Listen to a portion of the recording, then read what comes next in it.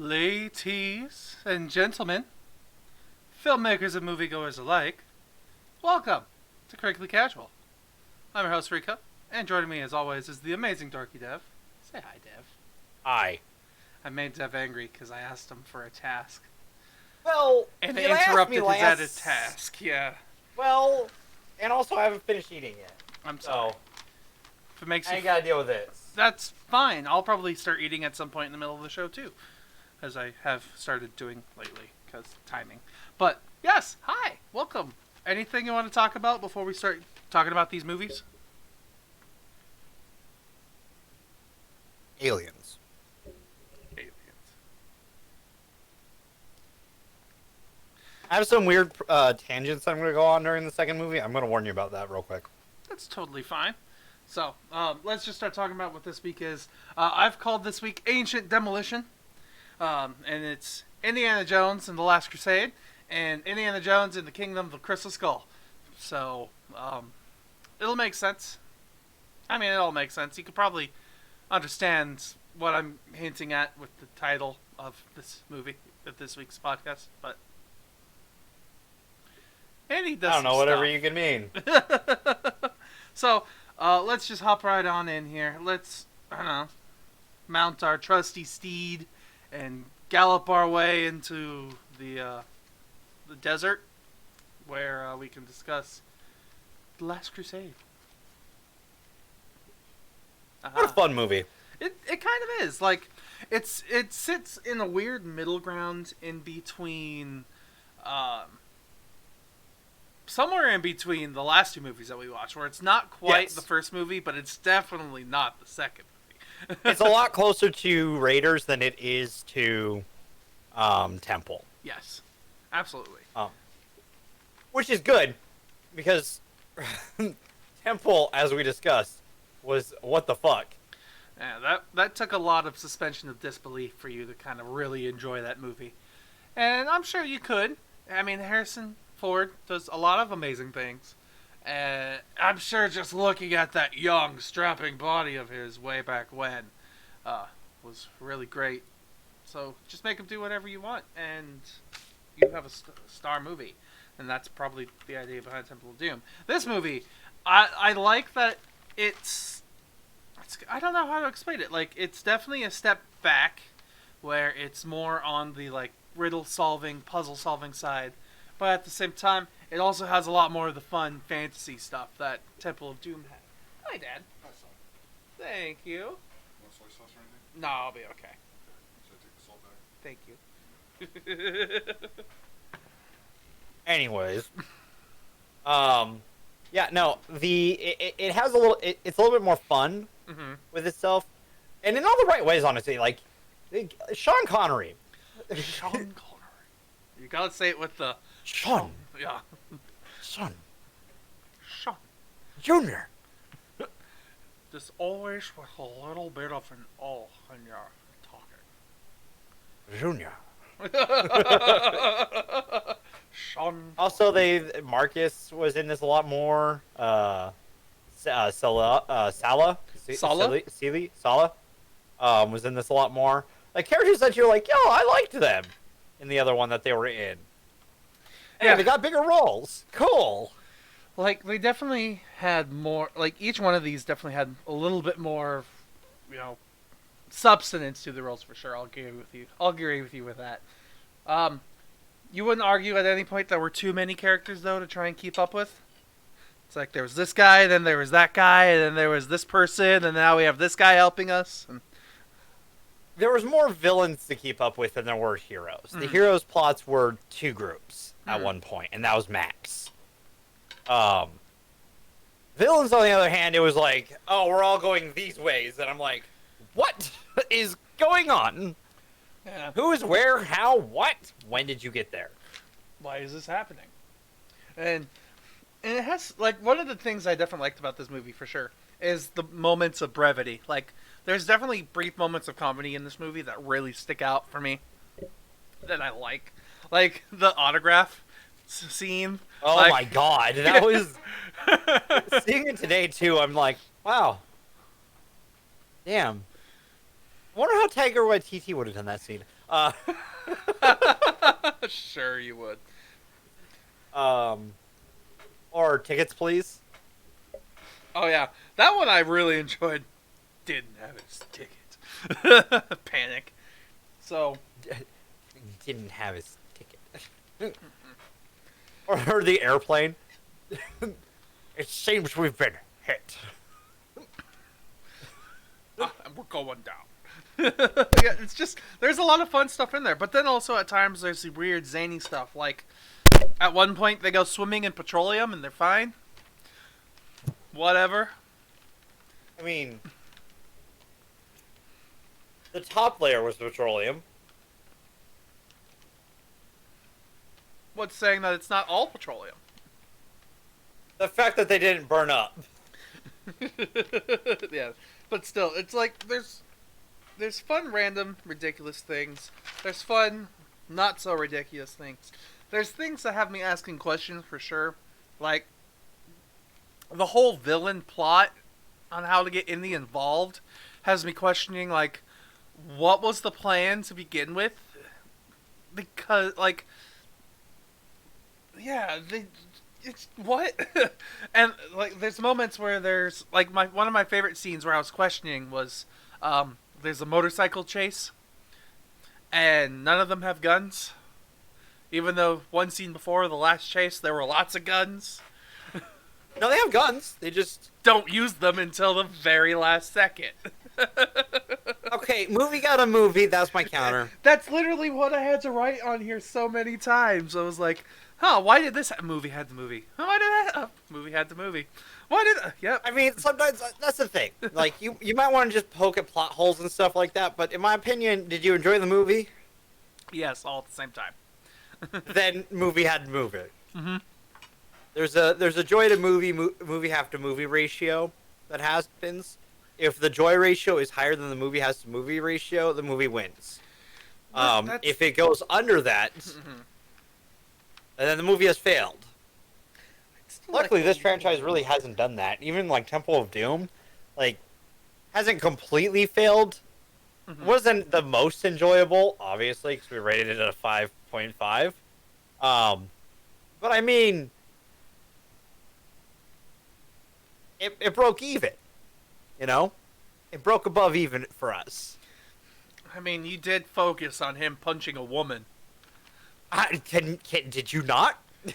I wrote it down in my notes, yes, but I didn't keep going back to it. Listen, he punched a woman in the face. And in this movie, he threatens the choke one. Kind of does.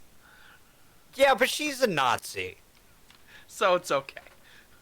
Yeah, I'm sorry. Like, Was it they're just a an Nazi. innocent bystander? It's a Nazi! Nazi's a Nazi! Like, come on. No, I hear There's- you. There are two ways about it. I'm sure Taika Waititi would say otherwise. No, he wouldn't. So, there's that. I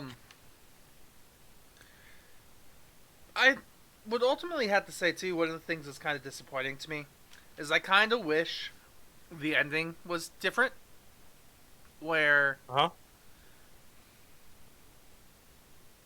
Alright. I kind of wish a part of the ending was different. Where...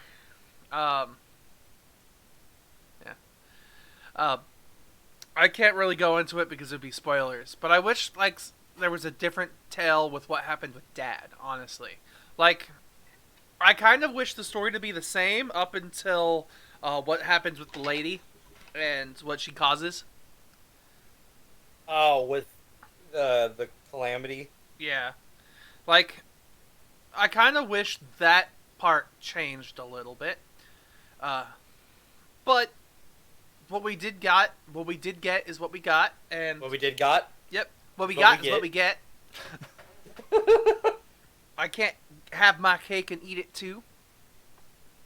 So, You still enjoyed the movie, though. absolutely. Honestly, this movie's fun. John Williams' score nails it, as always. I was The disappointed. What?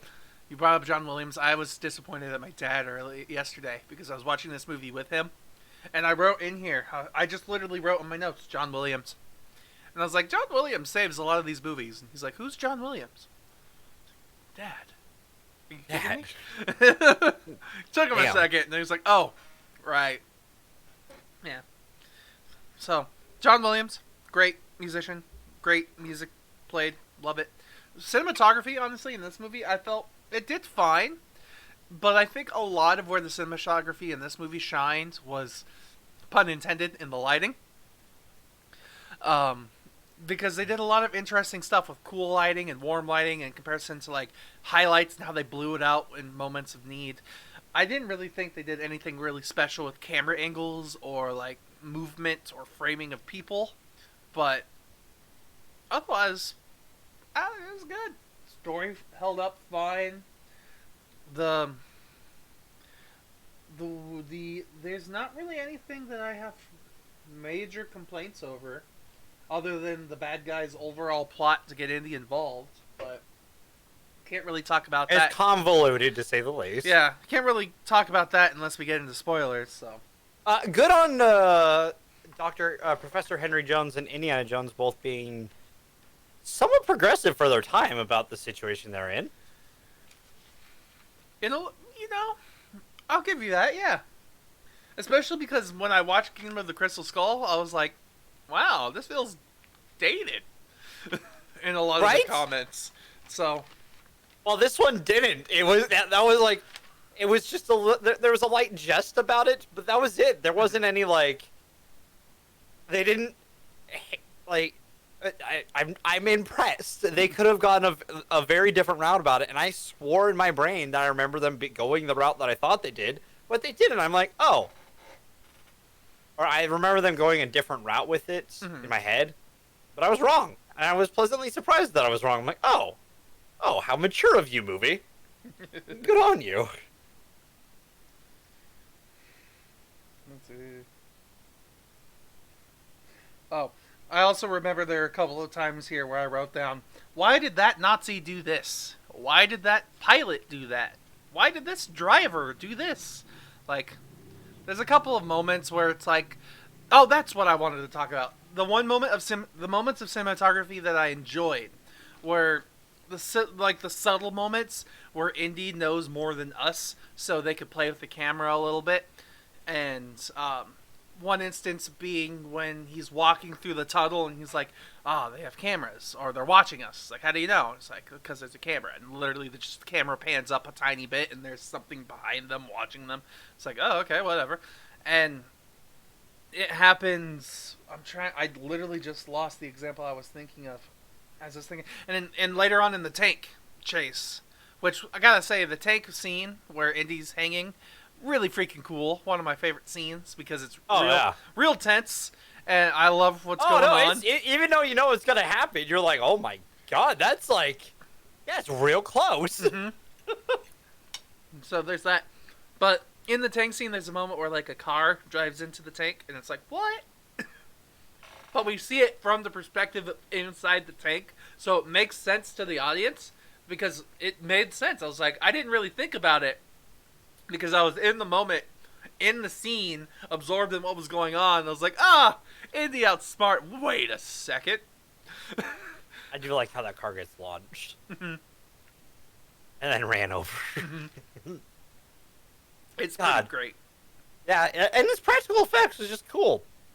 I'm glad this franchise, for the most part, other than a little bit in Temple of Doom, stays really true to that throughout its entire legacy. Absolutely. They don't slip up on that. Always using practical effects. Uh-huh. Whenever possible. And never not when they should. Absolutely. Because they know practicality is where it counts. Yeah. I know I'm a stickler for practical effects. I'm sorry, people. I just love practical effects. It's one of those things that I love seeing because it's just like that's how we get cool movies like Jurassic Park and the Star Wars movies from the OG trilogy and the ones JJ did. And not to say that visual effects aren't needed. I love visual effects. Like again, some of the stuff from the prequel trilogy is actually really cool looking. Like Coruscant is an awesome idea. And like the new Spider-Man movie, Spider-Man Far From Home. Dude. Holy shit. Or even recently the Darth Maul Ahsoka fight, which is a mixture of practical and digital. I was about to say that was a blend of effects there, but I have my mouth full. I appreciate both sides of it. It's just it's just nice to see practical effects when they can be done. It's why I'm a sucker for Mad Max because the amount of that movie that's the new truly one, practical, Fury Road, or is Fury Road. The amount of that is truly like practical effects is mind-boggling. Like how did you pull that off? In one of my books, like in my bookshelf that I have behind the screen that no one could see, is a book that I had to study for cinematography, where it's like, let's talk about the cinematography of Mad Max Fury Road and how amazing it is. And it's like, yeah, no, it is.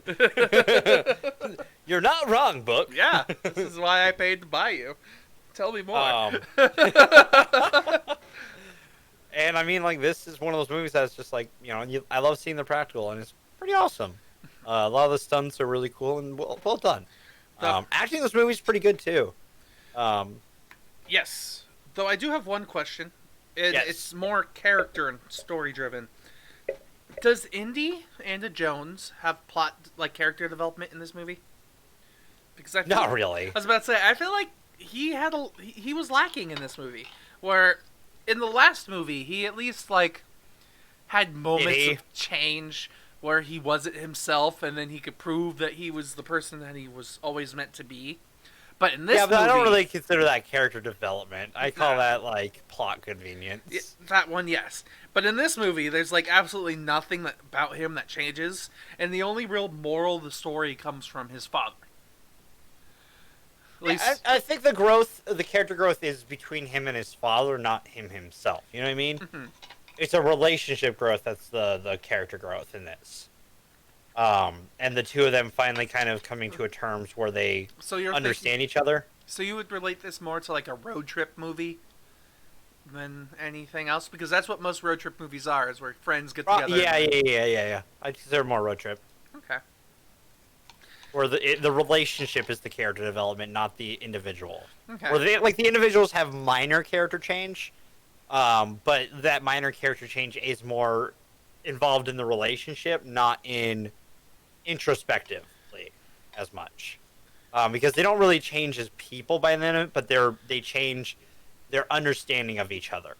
I partially disagree with you because I feel the dad, Sean Connery, I feel he has a lot of character development, especially from the beginning to the end.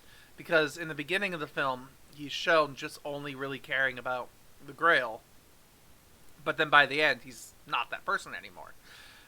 Well, And yes, it like the relationship between the two of them does change, and that helps a lot. But at the same time, I think that the dad has a lot more change and development than Indy. oh, I agree, but I think that changes more just a realization of the inner self of who he really is, that he might have kind of hid more because, Maybe. Possibly. I mean, he probably dug himself into his work, which happens in those situations. Which pushes people away, and that becomes who they are. And sometimes it doesn't. It takes a tragedy or a close to really bring out the true feelings. So, I think it wasn't necessarily a change. It was more a realization. I think they're one and the same in this instance, but maybe they might be interchangeable, but I look at them slightly different because, like, by the end, he's still who he is. You know what I mean? Not really. But he hasn't accomplished his goal, so he's maybe he's kind of got a burden lifted. See, I feel like he learns that family is more important than things. Oh no! Well, okay, yeah, I would give that. Yeah, and that's more or less what's important, because the whole plot of this movie was getting the thing. It was getting the Grail. It was doing the stuff, man. And then when they have that chance, the dad's the one that tells them give it up. So dad's the one. Yeah, who makes but them I think. also think part of that is he did just like the thing happened to him. I hear you. But the reason why I believe that he gave up, the reason why he made this choice is not because of what happens to him, but what almost happened to Indy. Well, I mean, partially, but at the same time, I think it's also that he's got a new understanding of life at that point. You know what I mean? Mm-hmm. Just needs 5 minutes, man. That's the moment where I thought his character changed the most. I just need 5 minutes. What he thought. Yeah, Semantics.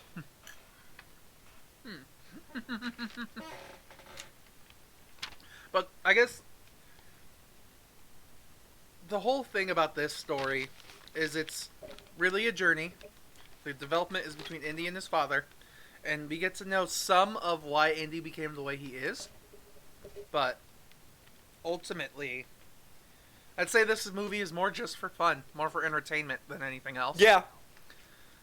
So, it's a good chaser to the Last Crusade shot, or the Ark of the Covenant. The Raiders of the Lost Ark. There we go. That's the movie. There you go. It's a good chaser to that shot. You know what I mean? In a way, yes. But I almost feel at times the better tie-ins do go to Crystal of the Kingdom. So No. So Dev, let me give you your popcorn kernels. Unless there's I'm gonna give this a. I gave Raiders an 8.5. So I think I feel like a 7.5 is too low, so I'm gonna give it an 8. Okay. Just for my enjoyment. Okay. I mean, it might be a little high, but whatever. That's just where I'm putting it. For me, I give this movie a 7. Like, puts it at 7.5. yeah. Like, I feel like...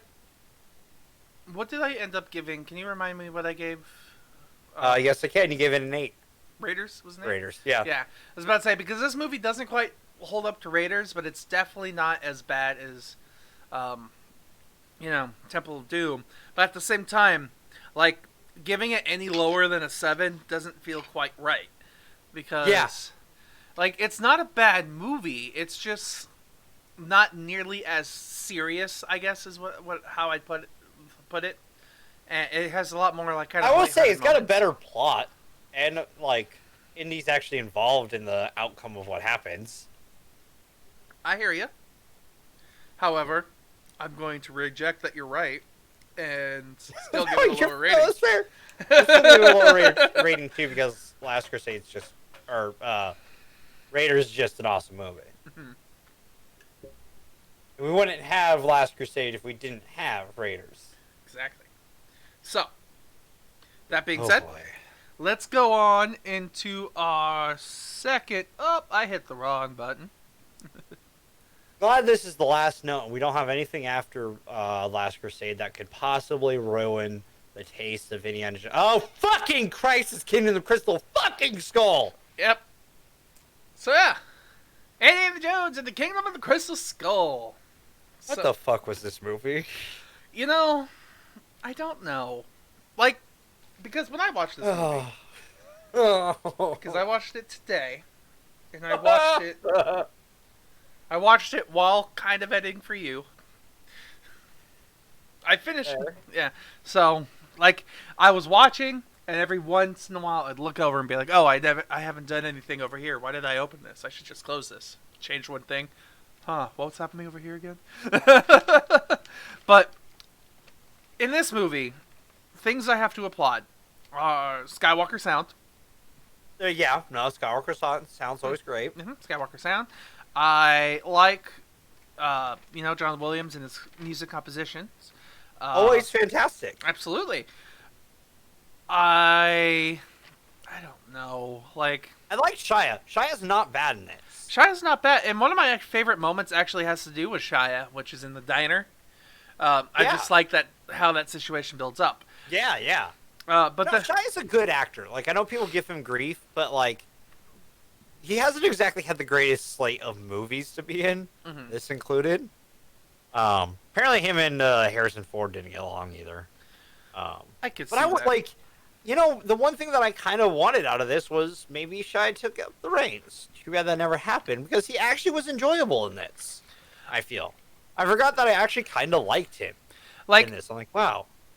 I both didn't like him. Like, he was fun. He was like a fresh little take on the world, and he was entertaining at times. And he was both adventurous and outgoing. So it was like we got a nice little mixed bag of what he could be, where it wasn't a racist stereotype like Short Round, but it wasn't a damsel in distress either. Yeah. It was oddly enough a perfect mixture between the relationship between Marion and Indy in the first movie. I thought, like, it blended the goods and the bads of the two of them together into one fairly good character. But at the same time, can we talk? Miriam is fucking nuts in this movie. I liked her. I did. Oh no, I know. But there are some moments where she's doing crazy shit and just smiling, and I'm like, Miriam, are you okay? Yeah. You seem slightly more unhinged than the last time we saw you.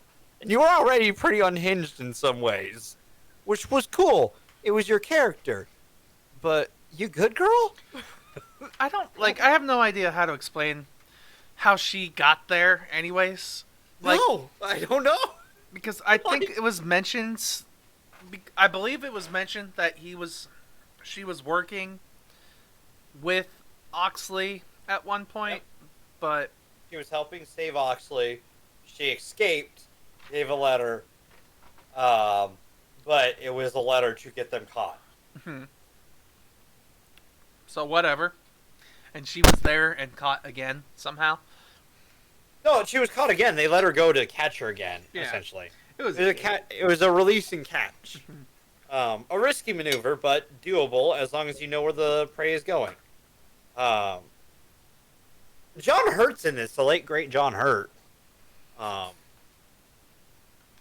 Who is always awesome. Like in this movie, the acting once again is great. I did Kate not. Blanchett, our MCU actor of the day, who played Hela in Ragnarok as Irina Spalko, our Ukrainian, Yes. right? Ukrainian. God, that was one of the moments where I was like, wow, they're going into the dated stereotyping again.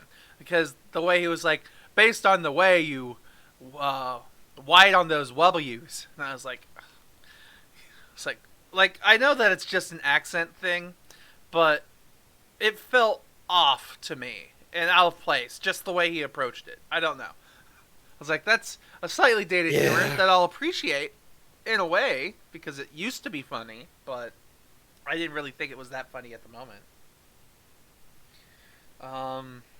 But at the same time, I did like some of the little hints that they threw in. Like, I like that they hinted at the Ark of the Covenant, because they were in that location. They kind of had to. Last Crusade did it too, which was funny. Yeah. When him and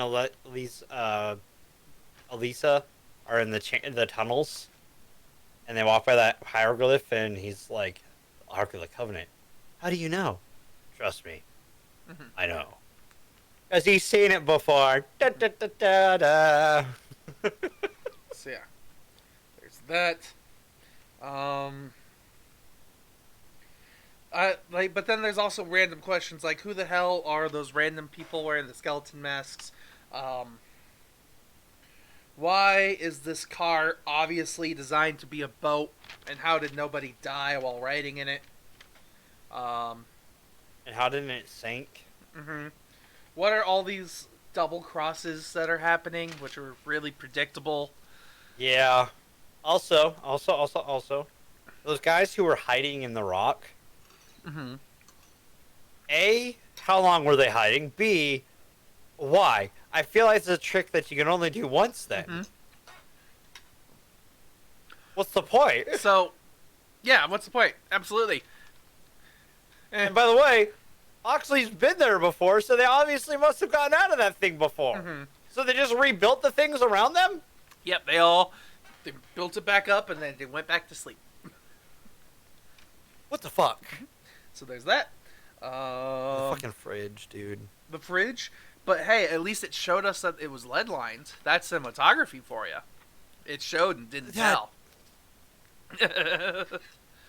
Might as well be telling, for one. And B, how I did one, and then B, fuck off. But you would have been cooked. It's metal. Not even cooked. Like, just the concussive force would have killed him. Oh, I'm not even worried about that. I'm worried about the initial heat wave that comes off. Oh, the one that melts all the plastic? And Yeah, burns the the thing that houses melts down? everything before it even gets there. That heats things up to nth degree. Like, that's gonna cook anything inside of anything metal. But it was refrigerator, so it was cold. Shut up. No. That's not how this works. And then the concussive blast, and then the bouncing, and just the... Roll on out, and I'm fine. I'm going to walk away. No! No, you're not fine. Indiana Jones died 5 years later due to radiation... 1 month later due to radiation poisoning. Not true. He got a deep scrubbing. They did the penis joke, remember, with the brushes? Fucking, that was so dumb.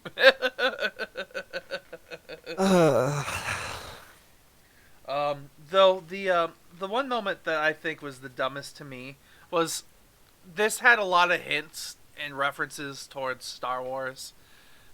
And I got a bad feeling about it. Pissed me the fuck off. that one, and the first thing I thought when we were introduced to the bad woman was, Okay, Kylo, what are you doing? Dude. Oh. This fucking movie, dude. Yeah. Yeah. I just... But yeah, and then it leads me to the question, like, what was the whole point, anyways? Like, when we get to the movie, when we get to the end, we're told one thing is gonna happen, and then of course, it doesn't really work out because that's kind of the theme of these movies: is greed is the end of the person. But at the same time, we get to the end, and what we think is gonna happen doesn't really happen. But then what does happen is so out. I mean, I know they're kind of hinting at it throughout, but I'm like, it's got to be something else. I remember watching it the first time, like, there's no way they're doing this ancient alien bullshit. Mm-hmm. Which, I'm thinking, think about it. If the alien skulls were magnetic, and not just magnetic, but like magnetic to things that are not magnetic, and imagine how inconvenient that would be to just walk around. Like, something stuck to my head today. I wonder what it is. I mean, probably their fucking tissue does something to block it or some shit. But still. The other thing I have a problem with it too is, like, the other ones leaned, like, the plot, the thing at the end was the thing that was mystical. It wasn't the entire movie had something mystical in it. Mm-hmm. Because when we get to the halfway point, when we get the fucking skull showing up, that's the rest. That's the rest of the movie. It's that mystical fucking skull doing shit. Yeah, it's MacGuffining its way through shit. Exactly. It just solves the answers to all the problems. Oh, Also, BDAs. What? That's so dumb. I hate BDAs. I don't remember that. Big damn hands. Oh yeah. That So goddamn dumb. that was This dumb. movie's so goddamn dumb. But it also was a simile. It rhymed with what happened later on with the people in out by the temple, and I don't know. I'm just trying to come up with the. I know you're trying to excuse it, but it doesn't. No, yeah. There's like the weird thing is with at least with Temple of Doom, it was ridiculous, but it felt partially grounded still. Right? And this, like, the MacGuffin in Temple of Doom was the rocks, and you don't deal anything with the rocks until the last 15 minutes, and that's when that movie gets good. And then when we get to this movie, they're like, that movie was good when they had the rocks, so what if we give him the rock right away, and the whole movie will be good? And then it's just not. Well, the problem is, too, they thought that movie was good. Well, the other thing, too, is, like, the, where was I going to go with this? Okay, I'm gonna point something out to you, which I recently saw someone talk about, too, but it is kind of true. Have you ever watched Ancient Aliens? Like the documentary series, or? Yes. I think. I don't remember, honestly. So, one thing that show does is almost 90, if not more percent of the things that they talk about, civilization-wise, are non-white civilizations. Mm-hmm. Okay? And this movie kind of goes into it by being like, oh yeah, this is stuff that would never, like, it would be impossible to do. Mm-hmm. There's no way they could do it. Yeah, no, Or humans like, can do this today.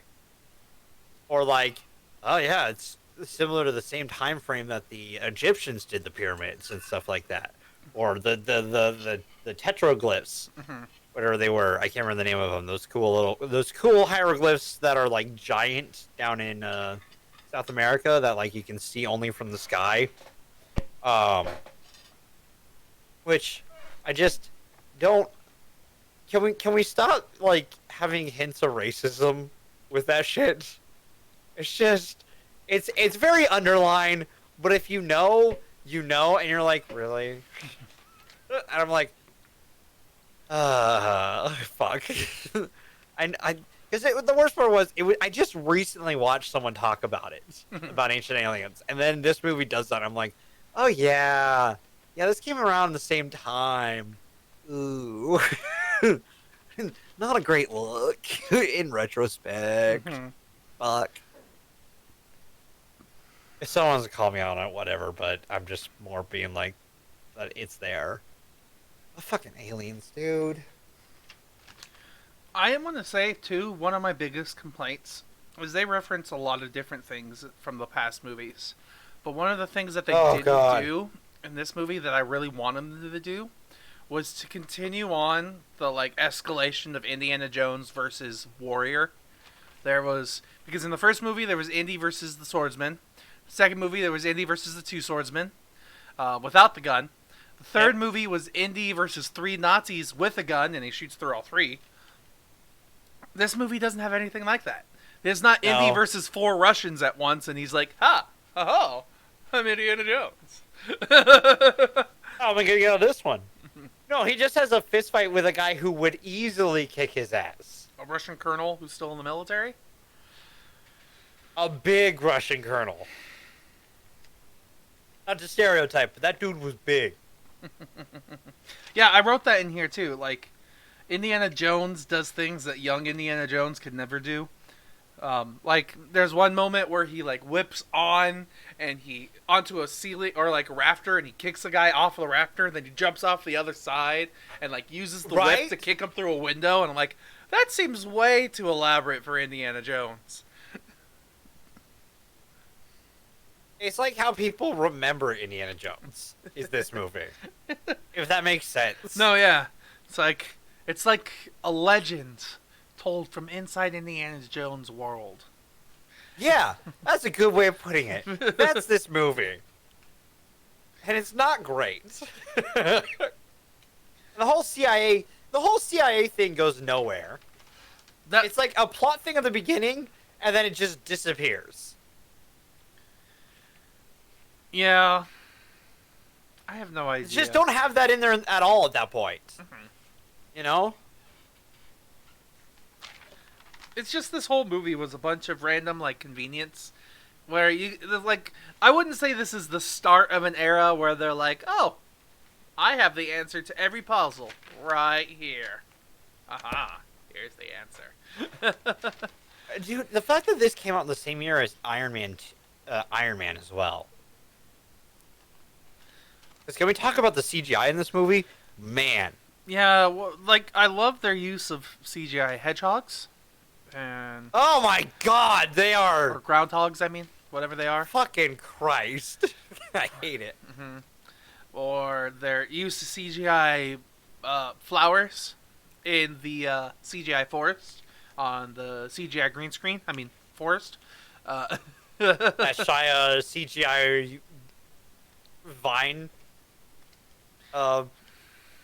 like, glides? I don't know the technical term for it. Tarzans? Yeah, we'll say Tarzan. Which, that brings me, like, in real life, you find yourself in a jungle. Would you try swinging on vines? No, because I know they're supposed to be sturdy as fuck, but you gotta trust yourself to be able to hold on to that? See, I wouldn't try it because I feel like not every vine has the same strength. No, not even. Yeah. Also, how the fuck does he catch up? That's a good question. He's left behind. He sits there for a little while. From his perspective, it looks like he's far behind them, and then suddenly he jumps in the vehicle. Well, the other thing too is, what the fuck were these cars route? Because they went like, so let's say Shia went straight, right? Yeah, he went straight through. Yeah, let's say he went straight the path that they went. That means that their path, the cars, had to go this way, come back around, down the side of the cliff, for him to see it straight ahead. But somehow still get fast enough to catch up with them on the side of said cliff. Mm-hmm. What? And somehow the monkeys knew the way to lead them. So, there's that. Like, this movie's just a bunch of random convenience and fun, random stuff. Like, I thought it was dumb that one of the lines was, gold's not magnetic. And it's like, dude, you're commenting that the gold on your knife is sticking to the guy's head, but your knife is made of steel. The blade itself is made of steel. Yeah, but the gold coins, what they were talking about. I get you, but still. It was in the moment of like how things were talking. He's like, this isn't magnetic, this isn't magnetic. And it was just in context after his knife attached to the thing. So it's like, sure, context-wise, you could probably figure it out. But still, I'm going to complain that it wasn't the clearest writing. This whole movie isn't the clearest. That's true. I mean, you can see through that skull pretty easily. I don't know. It's pretty clear to me. The whole fucking hangar scene. At the beginning, where he's just swinging around. There's no context for how big this hangar is either. Mm-hmm. It's just... Also, the gunpowder! That doesn't make sense. That's not how magnetic things work.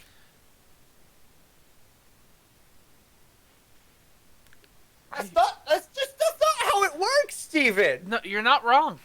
You're really not. I just have no explanation. Like, I do... We just throw out the gunpowder and make a little cloud, and then we follow the cloud until it disappears. And I liked how it didn't go in a straight line towards that box either. It went down a hallway, then it went down another hallway. Well, the other thing, too, is... Okay. Everything they had would be sticking to it then if it was that strong magnetically. Mm-hmm. You wouldn't have to... Their fucking dog tags would be going. Which, at that strength? Yeah, which we get to see it later on, that the dog tag's doing that, but... But no, it would be doing it the entire time, because that thing apparently has the strength to make gunpowder fly from one end to the other. That is some strong magnetic shit. Shit, that fucking building might as well be being pulled inward. You know how many support beams that thing would need? The building was starting to be pulled in once it was pulled out of its crate, remember? All the lights went... They would be doing that anyways! No, they would be. There's no consistency! The movie sets up that this movie is not going to be consistent from the get-go. Mm-hmm. And man, does it live to that. I mean, it's like also the random buzzsaw thing that blows up. No, yeah. What the fuck? I think that was supposed to be a tank. Or, no, it was a forest trimmer. That's what it was, so they could drive a straight path through. I remember now. But, like, where, like, the blade flies... Okay, how do they make this rocket shot? So when you see them shoot the rocket, the thing's in front of them, right? There's no other vehicles in front of them for the shot. Mm-hmm. And then the next time we see it, that thing has gone through 6 or 7 different vehicles, and then it heads for our hero's vehicle. Yeah. It's like, what? It's... Yeah, there's... How'd you make the shot, Indy? Because he's Indy. He's a Not how teacher. this works. It's not how this works. So yeah, there's that. Like, also, that tree would have broken during the jump. Oh yeah, when he jumped over into the river. Yeah. Also, they would have died during that part in the river. They would have died, like, literally, just the whole time. They're dead the whole movie. Just, Dev, that's it. That's all. They're all dead. It's Indy's fever dream after he gets nuked. You're not wrong. I bet you that's probably what this is. And then he becomes the stuff. So you want to just popcorn it and move on to spoilers? Let's just go into spoilers at this point. Giving you your popcorns, buddy. This movie...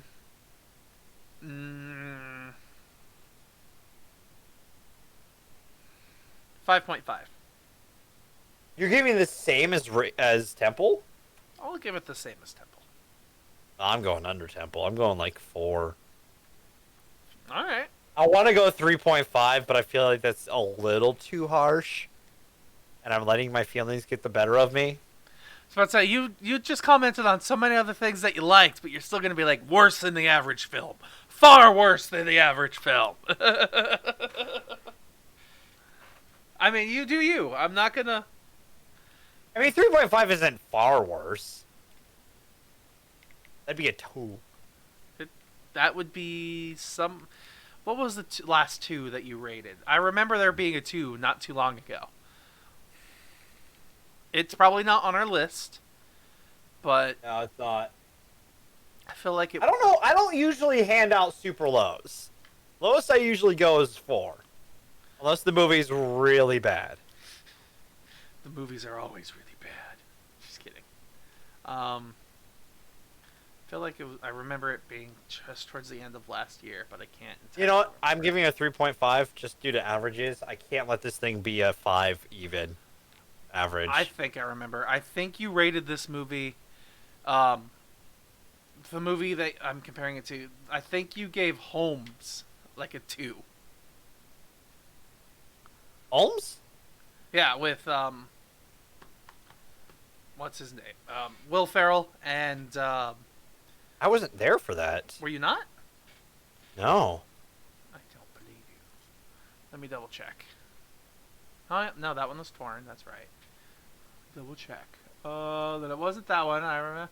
I still remember there being a movie from not very long ago that you berated that was really low. And now you're giving a score to this movie that you're not berating. Also really low. 3.5. I'm going to berate it during fucking spoilers. All right. Okay, fine. Most of my berating is spoiler oriented. I gave Mummy a 3. So is this comparable to Mummy to you? I'd say it's probably higher than Mummy just because it's John Williams. Mm. Like that alone would put it higher.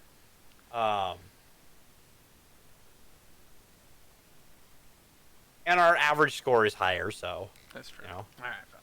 All right, we're moving. I'm giving it lower because I know this is dumb of me, but I can't have it sit as our average film. This is a slightly below average film, okay? All right, absolutely. So it comes to a 4.5 average. Okay, so we are now in spoilers, even though we've probably spoiled a handful of things. Ready to spoil! Already.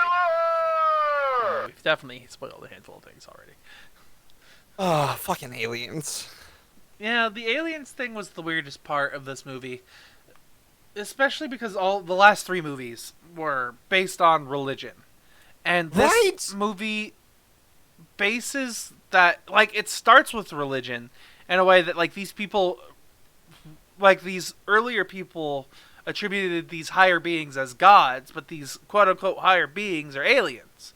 So then it goes from being this religious quest to being this sci-fi quest. Right?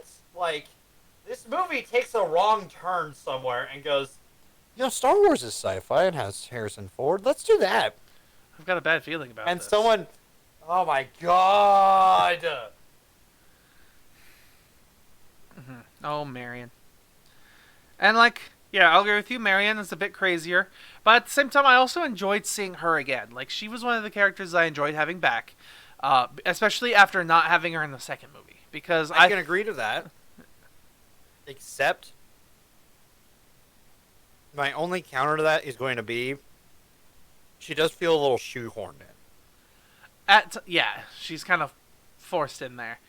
And you're not upset about the relationship between Shia and Harrison at all? No, he's his son? Yeah. Doesn't bother me. Okay. I think it's kind of funny that in the movie where Harrison Ford's just like, don't tell anybody to let you be anything else other than what you want to be. And then as soon as he finds out he's his son, it's like, why didn't you force him to finish school? Why didn't you do that?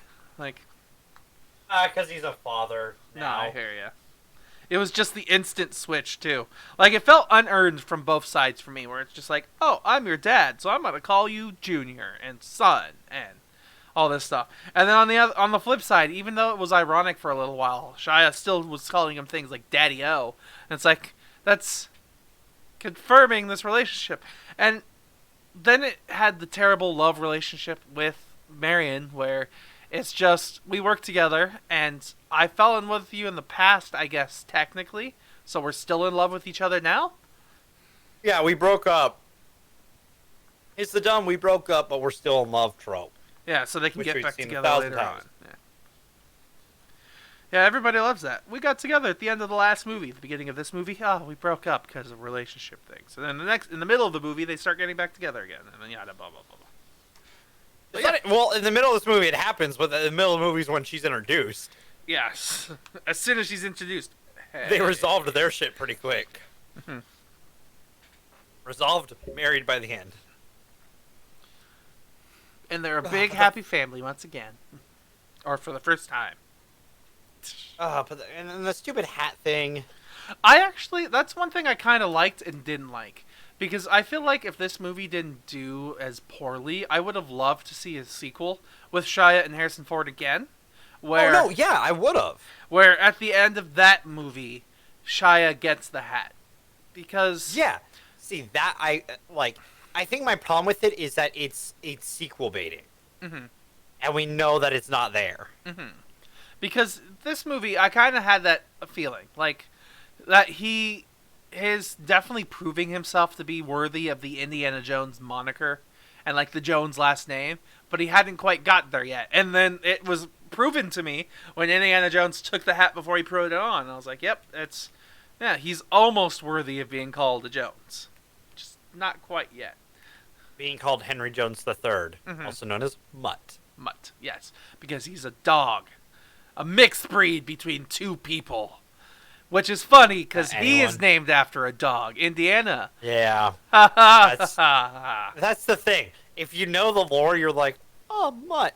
What if he's named after a dog like Indiana Jones? Oh, it's the name I prefer. God. Yeah.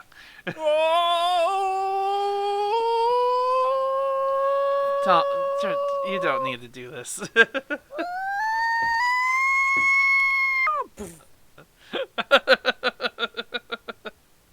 So yeah, Mutt. I really wish they wouldn't have had Oz just be senile the entire time. But It feels like a disservice to John Hurt. I kind of agree with you. Having him be senile up until the very last scene, where suddenly everything's right with him, like, that doesn't feel justified. All it took for him to have his mind straight was to put this to return the skull. Sure, that was his whole mission: return the skull. But still, that doesn't feel earned, because especially at one point in the movie, Indiana Jones says, "I have to do this," and then immediately after that, all 5 of them are in the caverns together. Like, they didn't just have this conversation that Indy needed to do this, and. Also, like, it would have been better if Mutt's the one who gets his memory back somehow, because you see how emotional he gets during that one scene where it's him and Oz. Yeah, Mutt clearly cares about Oz, but we don't know why. We hear that he was, like, working with him at the beginning. We hear that he essentially helped raise him. Sure, but... He was kind of his grandfather figure. Yeah, I'll say that, yes. But there's never any payoff to that relationship. So. No, there's not. Like, there's... And, He's also his father figure because his dad dies in the war. Mm-hmm. His stepdad. Well, yeah. The dad he thought was his dad. Mm-hmm. The dad he didn't know was his stepdad, but was his stepdad. Which, is that kind of fucked up? You think about it? Oh, undoubtedly. Like, I raised you to make you think that this man is your father without ever telling you that he's not actually your biological father? And if your biological father ever showed up, I would just drop the bomb on you. Yeah, it's kind of fucked up. Oh, it's fucked up. So, yeah. Other things in this movie I didn't entirely enjoy. The big thing has to do with the skull. The skull is a bunch of plot convenience. Without a doubt. Which, I want you to think about this. Crystal. Skulls. A crystal is rock, right? Yep. How big is a skull, do you think? About yay big? About yay big? Yeah. Would you say a bowling ball is about that size too? Depending on the head, yeah. Okay. Depends on the person. Like, my head would probably be comparable to, like maybe a size 8 bowling ball? maybe, yeah. At most. So, like, do you think you could yeet a bowling ball by chance? I mean, I have. Okay. You've seen it.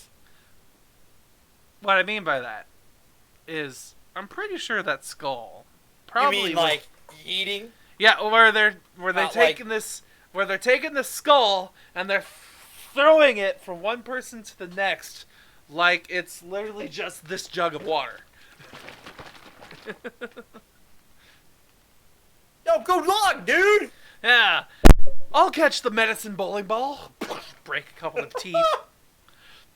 Like, I feel like that was one thing that kind of hurt me a little bit. Was it? I hadn't even thought about that. That the crystals seemed really light for being this fucking giant thing. Yeah, that'd be a heavy ass rock, dude. It'd be a giant heavy rock. And then ultimately, what the Ukrainian Russian woman was looking for was a weapon using the skulls. So she was looking for some psychic mind control weapon, but once the skull was put in place, it was for knowledge and how to know everything, and not a psychic weapon. Well, it would be a psychic weapon if she knew everything, because then she would know past, present, future. But I feel like the whole thing was it itself was supposed to be the weapon. Yeah. And all it was a spaceship that, ironically, you could tell nobody about because it, like a broom to a floor, cleans up after itself. And there's no proof that it ever really existed. So, like, I am... and they brought Roswell into this. Can we talk about that? Yeah, it was... They opened up the giant magnetic chest, which it was magnetic as well as the contents within it, and it said Roswell on it. So there was a moment there where I thought, like, I had to look this up, because they focused pretty intently on the Atomic Cafe in the very beginning, like the road that they turned down, and I almost wondered if that was supposed to be like the Interstellar Highway, and, you know, Area 66, or Area 51 technically, but on Route 66. Yeah, I knew where you're going. Your brain combined two things. Yeah. You did the mush. Shmush. I saw it happen live, ladies and gentlemen. It was funny. Yes. And I get it because I lived around there. In two different parts around there. So yeah. Like, that's where I thought they were at first, but then it was like, no, they're just some random desert in the middle of nowhere, but near Roswell, or not. They don't have to be near Roswell. Well, they but went still. to Area 51. Yeah. But it was a secret agent area bunker. No, yeah, no. The sign says Area 51 on it. It's just like I feel. I don't know. I didn't like that. It was cheeky, No, but not it cheeky. was dumb. But I don't know. I'm just. I don't like a lot about this. I don't. The departure from mythology to science. Scientology? I was gonna make that joke, but I didn't want to go there. I was like, it's not Scientology. Don't make that joke. I was too late. I'd say sorry to the Scientologists in chat, but our chat's smarter than that.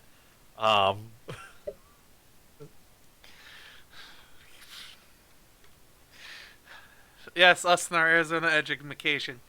Totally smarter. I'm just making a joke about Scientologists. This is really easy. Keep going. I'm not. You don't want to keep making jokes? I know when to call it. Like I know, Tom Cruise knows how to call it because he's a Scientologist. There, I made 3 jokes. That's it. There, yeah. Um, I'm happy. You have to run it into the ground right away. Damn it. I'm just getting it out of the way quickly. I'm not gonna bring it up later. I just like it departures so much. Mm-hmm. Like, don't get me wrong, the Ark of the Covenant had fantastical bullshit where they literally burnt and melt away people's faces, and Temple of Doom had you could rip out people's hearts and they still survive. The Last Crusade had a man that was I'm gonna say 400 years old. 1500 actually is my more accurate guess, but No. I'd be like 400 BC or AD. You're very wrong. He came from the Dark Ages. he That's said like it's 400. been at least 1100 years in the Oh. movie. I'm pretty sure when he talked to the man. No, it was 400 years. Either way, he's ancient and fucking decrepit.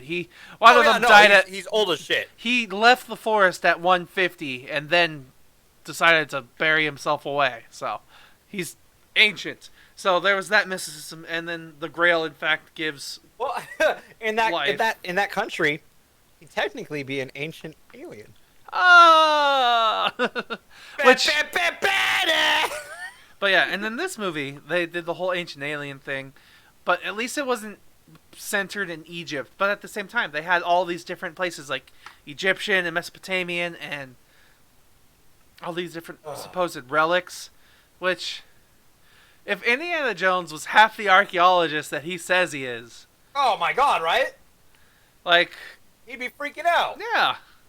But he's like, they're not just visitors. They're archaeologists. They're collectors just like me. So I'm going to destroy this entire collection. I mean, it's He not didn't his destroy fault, but still. It's the collectors destroy it. it's still like his presence destroys all of that archaeology stuff, and then his presence in other movies destroys this ancient man and all these different archaeological gold mines. And it's just Indiana Jones and his presence is like a once in a lifetime story. It's almost like he's Han Solo, and he's just like, I have a story to tell. Well, do you have any proof? No, because I destroyed it.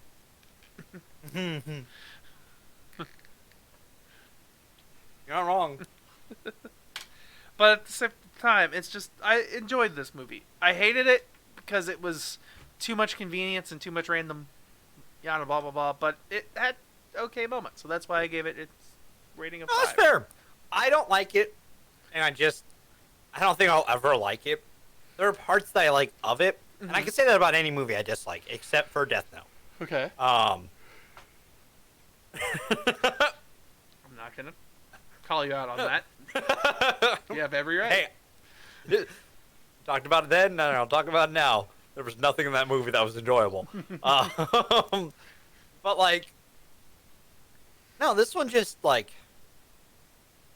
I feel like it just kind of like it convenes too much. It shoehorns people in. Like, okay, I know he passed away. Where's his name? Dean Holm, Elliot passed away in 1992. So they weren't able to bring back Marcus Brody. Because he had passed. Yeah. But introducing Charlie as though we've known who he is. Yeah, he just assumes the position immediately of Brody, even though, you know. This is the first movie we get introduced to him. Mm-hmm.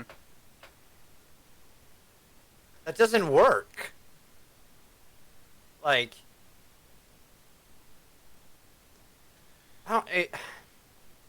because he hasn't been. Dean Charles hasn't been in any of the other movies. Like, it's not. It's just It's not. it's bad writing, honestly. It's just they should have taken his character out or replaced it with another character that we know. Maybe even bring Sala back in some way, or if he's possible, or some of the other actors that we've loved in the past from this movie. Like, yeah. he's had other help from other people before. Like, where's our pilot friend from the second movie? Yeah. Where's Short Round? Why can't he be in this movie? Yeah, no, there's other people we could have had instead of introduce someone completely new.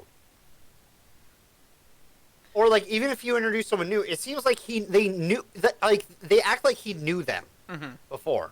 Yeah. Which, where's the talk of that? We never meet you. We never even heard your name before. But And then suddenly you hear acting like you know everything. Oh, I do have one quick question. You had me thinking of. I don't know why I got thinking about this. Did you like? I thought it was kind of a funny tongue-in-cheek moment. There's the moment where Shia is driving around on his motorcycle.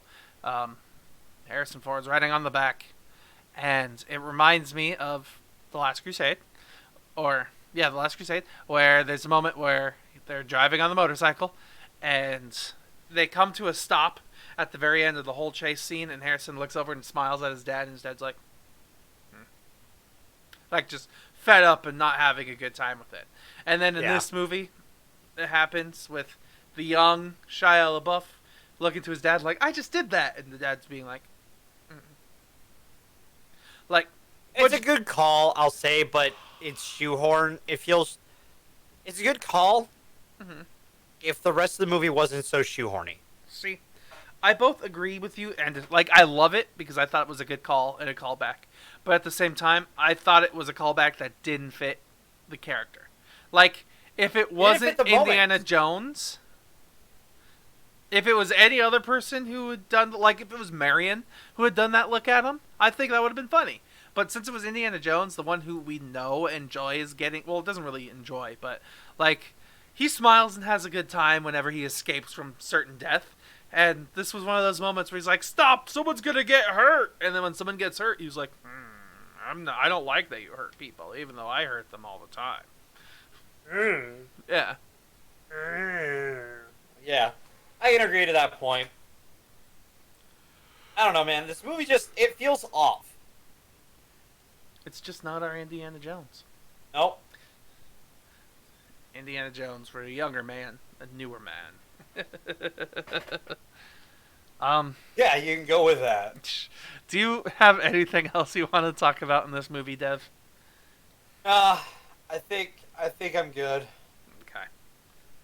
So then I guess we're done here with the news, and we're done here with talking Indiana Jones.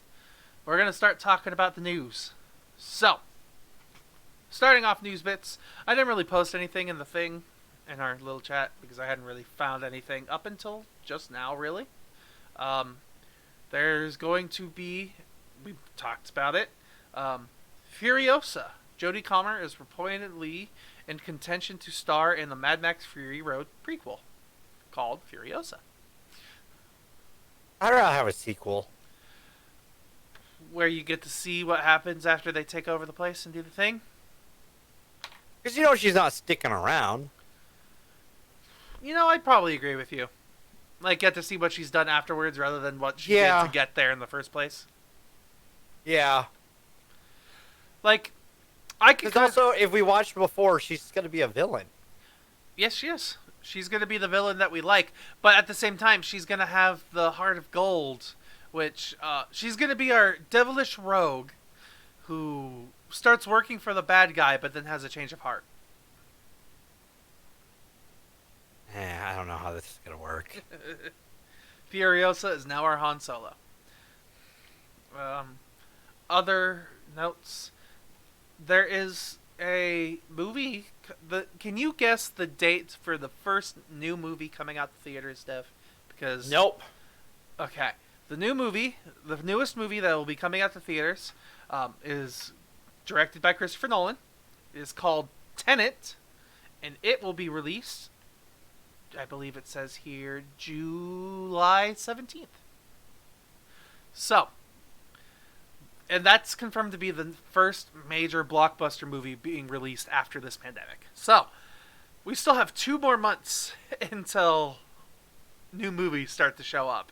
And even then, I'm not sure if it's worth going to a movie theater. Did you see the movie got its 5th release date? The New Mutants got an official, their new official release date. Are you sure that it's not going to be pushed back again? I think this movie's never happening, man. It's never happening. This movie was supposed to be the first year we started doing this podcast. It was supposed to come out. That was. Do you remember that? Yeah. That was supposed to be one of the first, the first year. That was going to be, towards the tail end of the first year of this. It has been indefinitely pushed back, the existence of this podcast. And it's been longer than that, too, because it was announced well before we started this podcast. I mean, it was announced before then, and then it had the release date. I think, original release date would have been, I think it was, I want to say November 2017, October or November 2017, because I remember it was going to be the horror movie. Yeah, I think it was October, because you were like, oh, God, that's going to be one of the horror movies. I'm like, but you didn't see the trailer, so you don't know. The trailer looks kind of cool and kind of creepy, and it's going to be mutants. And then it just got pushed back. And I'm like, oh, well, I guess we'll see it next year. Whenever that happens. And then a year later. I guess it's coming out after Dark Phoenix. Oh, I guess it's coming out later this year. Oh, okay. It's never happening? Okay. Just like the Gambit movie. That one never had legs. This movie's been made, it's had its reshoots, and has been ready to be seen for forever. I don't believe you. I'm shocked that this movie hasn't come out yet. I've heard legends of movies that do this, but I've never seen it happen until now. It's happening, Dev. We're part of movie history. I just hope that when this movie comes out, it's going to be exactly like the old Fox movies, where they're just going to be garbage, like Fantastic Four movies, and everyone's going to hate it, and they'll be like, I waited years for this! Well, the thing is, okay, if it works, it could be a cool push-off for the X-Men in the new MCU. You know what I mean? Mm-hmm. Could be a cool push-off point. Because there's a new cast, new mutants. It could work. It could.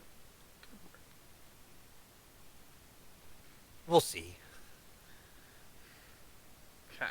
So, let's see. I'm trying to find other things here. Other short little rapid fire things that we could talk about maybe.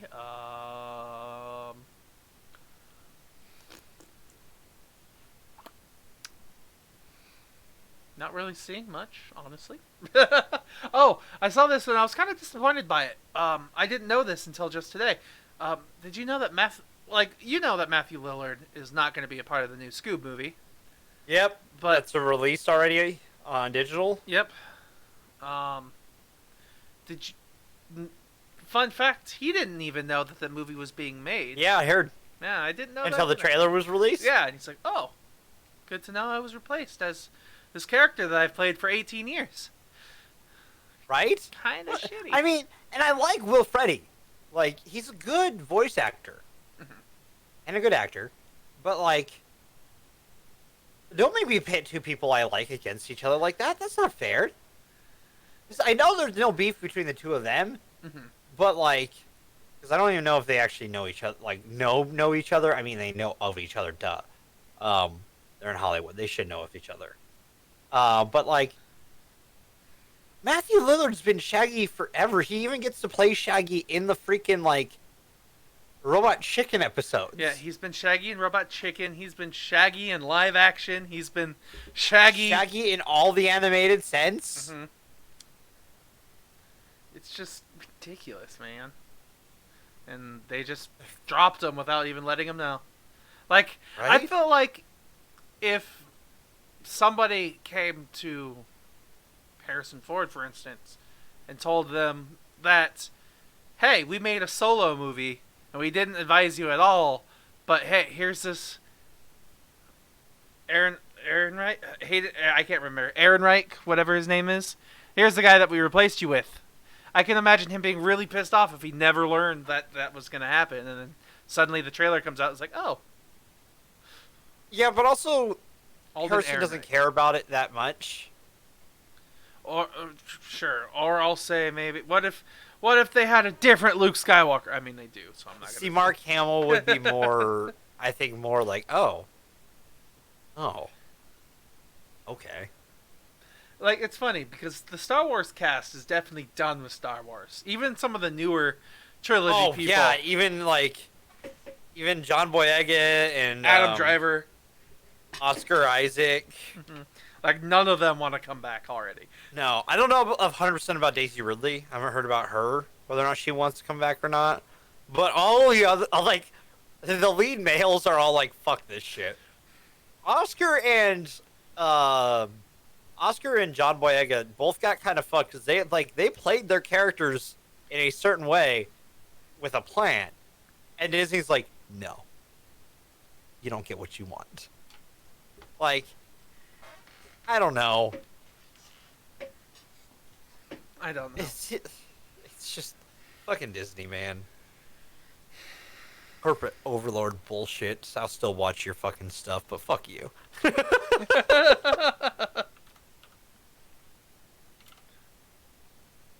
I hate it.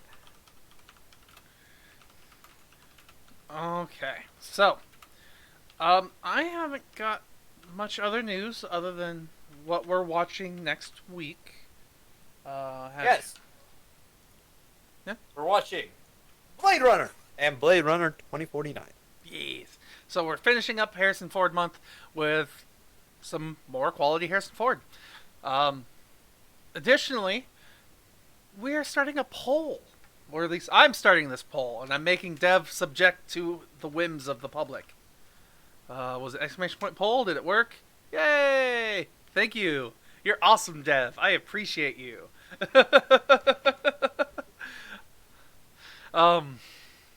You guys should check out that poll where next month we are deciding on what actor we are going to choose from. So, like this month is Harrison Ford month. Next month will be whatever actor you choose from out of that list. I am going to look at it at the end of next week's show, and we'll decide after all the votes are in. We'll see who our victim is that we get to critique and criticize.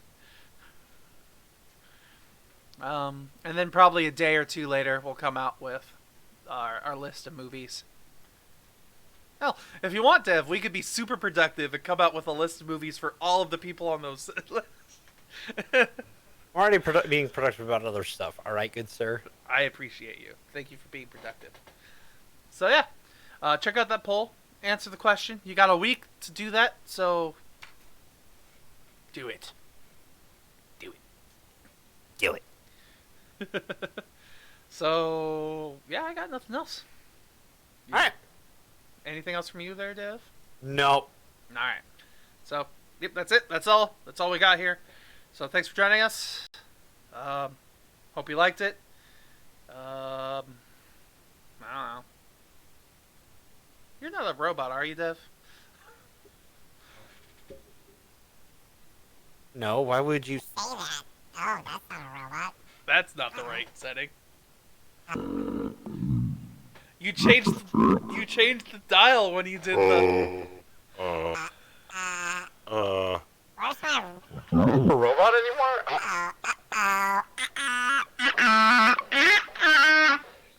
Oh no, this has gone horribly wrong.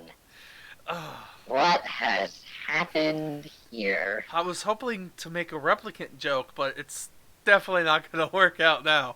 I don't know how what the fuck happened to my robot voice on here? It could have been you Damn. messing with your auto tune where you went. Whoa.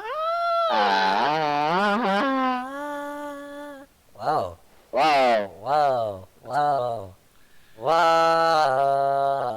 All right, I don't have an auto tune on right now.